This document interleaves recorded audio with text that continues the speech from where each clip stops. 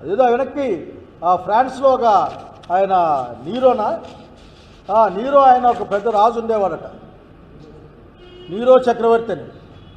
Paris అంతా తగలబడిపోతుంటే ఆయన పియానోను ఫిడేలు వాయించుకుంటూ కళ్ళు మూసుకొని తన్మయత్వంలో మునిగిపోయి ఎంజాయ్ చేస్తూ ఉన్నాడట.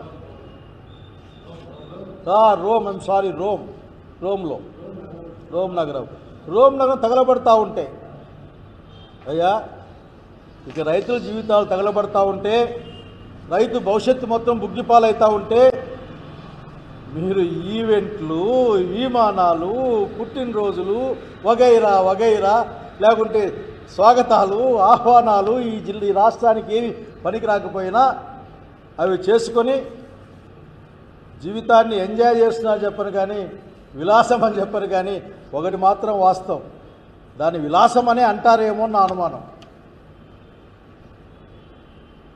హైదరాబాద్కి, విజయవాడకి టిఫిన్ల బేస్ మీద కూడా పోయే మంత్రులు ఉన్నారు మీ దగ్గర అంటే అంతకంటే ఏముంది. కనుక చరిత్రలో, ఆంధ్రప్రదేశ్ రాష్ట్ర వ్యవసాయక చరిత్రలో మీరు ఆ రోమ్ నీరోలాగా చిరస్థాయిగా మిగిలిపోతారు. ఇప్పటికైనా మీరు దయచేసి, మామూలుగా బాబు గారు మీరు మాట చెప్తారు, మైండ్ సెట్ మార్చుకోండి అని.